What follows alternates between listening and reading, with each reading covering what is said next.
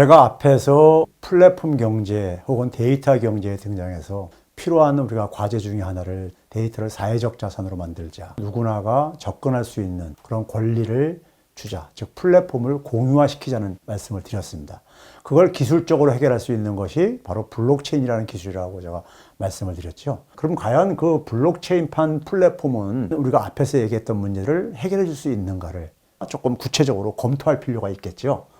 블록체인이라는 것은 뭐 아시는 분들은 잘들 아실 거예요. 이 암호화폐 열풍으로 인해 가지고 많이들 들으셨을 테니까요. 기본적인 특징은 참여자들이 기존의 그러니까 플랫폼과 차이라고 우리가 얘기한다면요, 동등한 혜택을 가질 수 있는, 그 다음에 거기에 따른 또 우리가 자신의 의무도 그러니까 우리가 이 분산되어져 있는 그런 특징이 있습니다. 블록체인 같은 경우는 이제 그러니까 결국은 네트워크에 참여해가지고 기여한 만큼 보상을 해주는 이런 시스템이다 보니까는 우리가 흔히 그 네트워크의 취약점으로 얘기하는 무임승차 문제도 해소시킬 수 있는 이러한 장점이 있다고 얘기를 하는데요. 문제는 블록체인이라는 것이 핵심은 결국 분산하고 공유이거든요. 모두 참여자에게 분산되어 있다는 거하고 그다음에 모두가 그러니까 공유할 수 있다는 이런 특징을 갖고 있기 때문에 그런 점에서 데이터를 각 참여자들이 제공하는 데이터를 공유할 수 있다는 점에서 진보된 하나의 공동 창조 모델의 플랫폼이 될 수 있다 이렇게 이제 평가를 합니다. 문제는 뭐냐면 우리가 블록체인 하게 되면 분리할 수 없는 게 바로 이 암호화폐잖아요. 암호화폐를 우리가 활용할 수 있다는 장점이 있잖아요.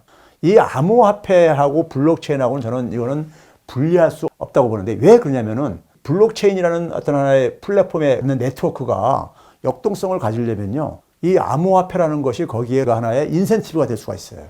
그 기여도에 따라서 보상의 하나의 그 수단이 바로 이 암호화폐이기 때문에요. 그런 점에서 저는 블록체인과 암호화폐를 우리가 분리할 수 없다고 생각이 들고요. 어떻게 이제 우리가 그러면 활용할 수 있겠는가 좀 살펴보도록 할게요. 블록체인이 거품이 이제 꺼지고 그랬던 이유는요, 예를 들어서 비트코인 같은 경우들이 보게 되면 그 가치가 변동성이 굉장히 크고, 이런 이유는 뭐냐면은 비트코인을 만들어낸 그 블록체인의 플랫폼이요, 기본적으로 실질적인 가치가 뒷받침이 안 되어지고 있었기 때문인 겁니다. 그러니까 실질적인 가치를 우리가 확보하지 못해서 그런 것인데, 그런 점에서 블록체인판 플랫폼이 성공하려면요, 블록체인에서 만드는 그 암호화폐의 가치의 안정성을 확보가 돼야 되는 것이고, 그 가치가 안정성이 확보가 되려면 실질적인 가치가 확보가 돼야 됩니다.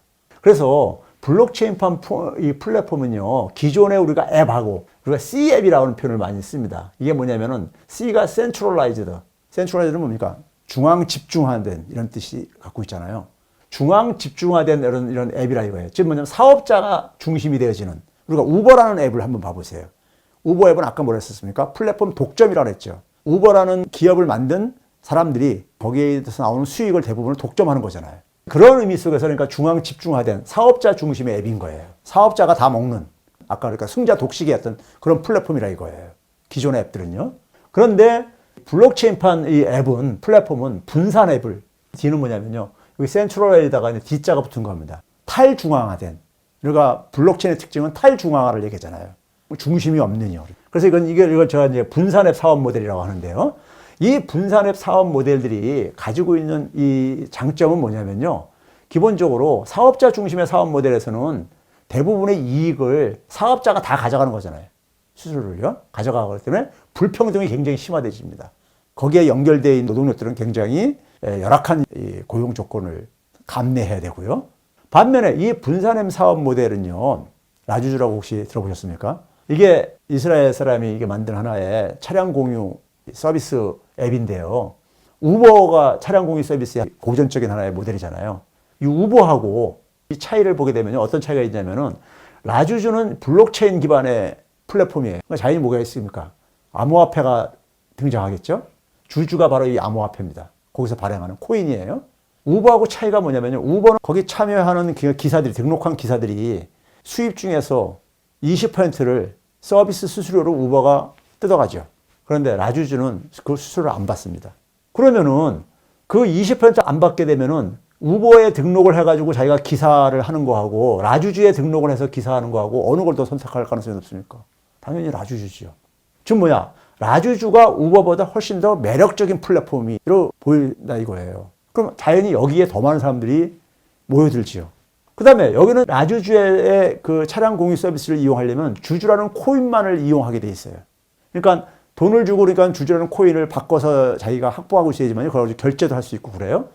그러면 기사가 이 서비스를 제공하고 소위 말해서 그 돈을 받을 때 주주라는 코인으로 받는 거예요. 받는데 그 주주라는 코인을 본인이 환전해도 되지만은 그 코인을 킵을 하고 있으면은 그 코인의 가치가 올라갔을 때 이 라주주라는 플랫폼이 커지게 되면은 커지게 될수록 그 라주주가 발행한 주주라는 코인의 가치도 커지겠죠. 그러면은 그 코인을 갖고 있게 되면은 자기 이익도 증가하겠죠. 쉽게 얘기하면 우리가 기업의 주식을 우리가 보유를 하고 있는데 내가 이 주식을 안 팔고 한 10년을 갖고 있었더니만은 이 기업이 성장을 해가지고 이 주식이 처음에 한 주당 한 1,000이었었는데 이게 한 10,000 정도로 증가했어요. 그럼 그 혜택을 내가 보는 거잖아요. 그런 것처럼 이 주주라는 코인을 자기가 갖고 있게 되면은 라주주라는 플랫폼이 성장을 하게 되면 자기도 그 혜택을 공유를 하는 거예요. 근데 우버 같은 경우는 그런 게 아니잖아요. 전혀요. 그러니까 훨씬 더 이익 공유 방식입니다. 이익 공유 방식이라면은 이 블록체인에 기반한 이러한 차량 공유 서비스 앱이 훨씬 더 매력적인 플랫폼으로 성장할 수 있겠죠. 그래서 이런 분산앱 사업 모델이 갖고 있는 장점이 플랫폼을 훨씬 더 우리가 건강한 플랫폼으로 성장시킬 수 있는 장점을 가지고 있다는 얘기예요. 우리가 스팀이라는 플랫폼 혹시 들어보셨습니까? 스팀이라는 암호화폐 발행했었던. 이건 뭡니까요? 이게 일종의 그냥 블록체인판 페이스북 같은 거죠. 콘텐츠들을 그러니까 우리가 하게 되면 거기에 대해서 우리가 평가를 통해 가지고 스팀이라는 코인의 기여도에 따라서 이런 것들 다 그런 아이디어를 간 거예요. 블록체인에 기반한 분산앱 사업 모델은 이 공유에 훨씬 진일보되는 하나의 플랫폼들인 거예요. 그래서 제가 블록체인판 플랫폼을 공유화시키는데 기술적으로 진전시킬 수 있다 이거예요. 그런 점에서 우리가 이 블록체인판 플랫폼 사업 모델은 과거 이제 그러니까 우리가 전통적인 산업 자본주의 시대 때 주주 자본주의라든가 아니면 사업자 중심의 앱보다는 진일보하고 그다음에 훨씬 더 경제적으로 효율적이고 많은 사람들이 참여하고 참여에 대한 인센티브도 굉장히 높다는 점에서 저는 블록체인판 플랫폼으로 이 플랫폼이 변화는 저는 불가피하다고 보고 있는 사람입니다. 그런데 이제 우리가 이 블록체인 플랫폼이요, 그럼 모든 걸 해결할 수 있는 것이냐? 저는 아니라고 봐요. 이건 뭐냐면 하나의 필요 조건 정도는 된다 이거예요. 기술적인 문제는 해결했다 이겁니다. 근데 문제는 뭐냐면은 스팀잇이라든가 라주주 같은 경우가 왜 그렇게 활성화가 안 됐는가 이렇게 한번 생각을 해보세요. 자, 거기서 우리가 플랫폼의 기본적인 목적은요, 아까 했듯이 우리가 앞에서 계속 얘기했듯이 데이터가 확보되는 겁니다. 건강한 플랫폼을 만들수록 플랫폼을 굉장히 성장하면 할수록 데이터가 확보되는 것이고 그 데이터를 기존에 그러니까 사업자 중심의 앱보다 갖고 있는 장점은 뭡니까요? 데이터가 분산적으로 다 공유할 수 있다는 장점을 갖고 있는데 문제는 그 데이터를 접근할 수 있다고 해가지고 소득이나 일자리를 만들어내는 것은 아니라 이거예요. 지난번에 제가 그런 말씀 드렸죠. 데이터 자체가 돈은 아니다. 데이터는 새로운 가치를 만들어내는 하나의 연료이긴 하지만은 원유에다 제가 비교를 했었잖아요. 그런 점에서 우리가 이 블록체인판 플랫폼으로 분산 앱을 통해 사업 모델이 데이터의 접근성을 진일보시켰지만은 데이터를 우리가 접근할 수 있다고 해가지고 모두가 다 자신의 경제적인 문제를 다 해결할 수 있는 건 아니라 이거예요. 우리가 인터넷을 우리가 누구나가 접근할 수 있잖아요. 그렇다고 해서 인터넷을 활용할 수 있는 능력은 사람마다 다 틀리잖아요. 제가 구글을 활용해가지고 얻는 가치하고 다른 사람들이 얻는 거하고 다 차이들이 있잖아요. 그런 거나 비슷한 겁니다. 그런 점에서 블록체인 생태계는 하나의 필요 조건이고 불평등 해결에 충분 조건이 되려면 데이터 활용 역량, 이게 이제 뒷받침돼야 된다 이거입니다. 이게 가장 핵심적인 과제입니다. 그래서 그걸 우리가 어떻게 우리가 그 활용 역량을 해결해야 될 것인가를 잠시 후에 다시 또 살펴보도록 하겠습니다.